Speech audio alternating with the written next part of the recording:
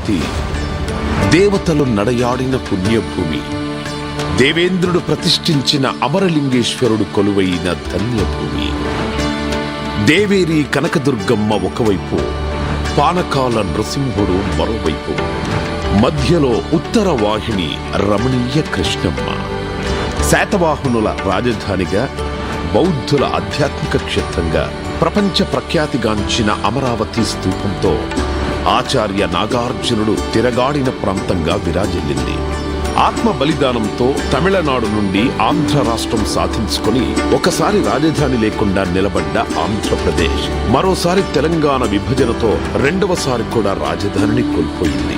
ఆంధ్రుల ఆకాంక్షలకు రూపమిస్తూ అన్ని ప్రాంతాలతో కనెక్టివిటీ కలిగిన ప్రాంతంగా కృష్ణానది తీరాన ఉన్న అమరావతిని ప్రజా రాజధానిగా నిర్ణయించారు. రాజధాని నిర్మాణం కోసం చేయాల్సిన మొదటి అడుగు భూసేకరణ. ముఖ్యమంత్రి గారి దూరదృష్టిపై నమ్మకంతో అమరావతికి చెందిన 29,000 మంది రైతులు స్వచ్ఛందంగా ముందుకు వచ్చి దేశంలోనే మొదటిసారి 34,000 ఎకరాల భూమిని రాజధాని నిర్మాణం కోసం అప్పగించారు. దేశవ్యాప్తంగా పవిత్ర ప్రాంతాల నుండి తీసుకొచ్చిన మట్టి, పుణ్య నదుల నుండి సేకరించిన నీటితో ప్రధానమంత్రి నరేంద్ర మోడీ గారి చేతుల మీదుగా ముఖ్యమంత్రి చంద్రబాబు గారి విజన్కు పునాది పడింది. అనతి కాలంలోనే సచివాలయం, హైకోర్టు భవనాల నిర్మాణంతో పాటు విఐటి, ఎస్ఆర్ఎం, అమృత, ఎయిమ్స్, ఎన్ఐడి వంటి ప్రతిష్టాత్మక సంస్థలు కొలువుదీరాయి. ప్రతిష్టాత్మకంగా తలపెట్టిన ప్రభుత్వ భవనాల నిర్మాణం మొదలుపెట్టే సమయానికి 2019లో ప్రభుత్వం మారడంతో అమరావతి భవిష్యత్తుపై చీకట్లు కమ్ముకున్నాయి. 2019 నుండి 2024 వరకు నాటి ప్రభుత్వం చేసిన విధ్వంసం కారణంగా 1,000 కోట్లతో చేపట్టిన నిర్మాణ పనులు ఆగిపోయాయి. రోడ్లు దెబ్బతిన్నాయి. దారి తెన్ను లేకుండా పోయింది. చదును చేసిన భూమిలో పునాదుల్లో నీరు చేరి పిచ్చి మొక్కలతో, పొదలతో 5 ఏళ్ల పాటు గ్రహణం వీడని సూర్యుడిలా అమరావతి మసకబారింది.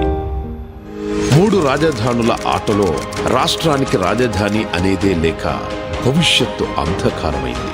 ఏ ఒక్కరూ రాజధాని కోసం గొంతెత్తలేని పరిస్థితి. ఆంధ్రప్రదేశ్ కోసం తమ భూములిచ్చిన రైతుల త్యాగానికి అర్థం లేకుండా పోయింది. మహిళలు, చిన్నారులు, రైతులు, ఇలా అన్ని వర్గాల ప్రజలు అమరావతి కోసం 5 ఏళ్లు యుద్ధమే చేశారు. అరెస్టుల్ని ఎదుర్కొన్నారు, అవమానాలను తట్టుకున్నారు, అన్యాయాన్ని ఎదిరించారు. అమరావతి నుంచి అటు అరసవల్లి, ఇటు తిరుపతి వరకు పోరుబాటు పట్టారు. పోరాట యోధుల గుండె పగిలి అమరులవుతున్న వాళ్ల ధైర్యం ఇసుమంతా సడలలేదు.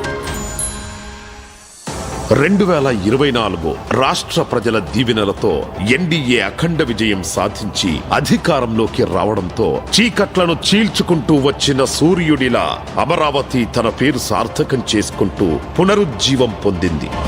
కేంద్ర ప్రభుత్వ సహకారంతో అమరావతి ప్రస్థానం మహోజ్వలంగా మళ్లీ మొదలైంది.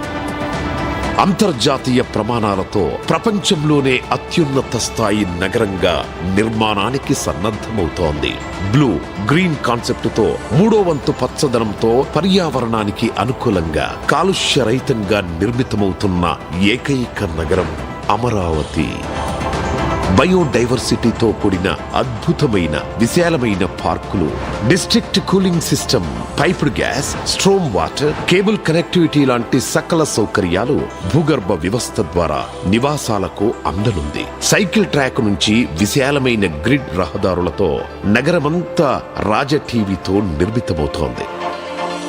నేచురల్ వెంటిలేషన్ తో legislature, high court, land mark institutions తో భవిష్యత్ తరాలకు భూమిలో స్వర్గంలా విలసిల్లనుంది. ఒక స్మార్ట్ సిటీగా, భావి క్వాంటమ్ వ్యాలీగా ఈ నవనగరం ఆవిష్కృతమవుతుంది.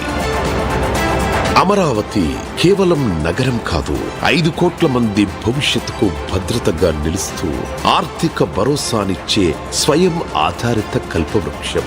రాష్ట్ర నలుమూలల నుంచి ఉద్యోగం, ఉపాధి కోసం పొట్టచేతబట్టుకొని వచ్చే ప్రతి ఒక్కరికి అక్షయ పాత్ర కానుంది మన అమరావతి.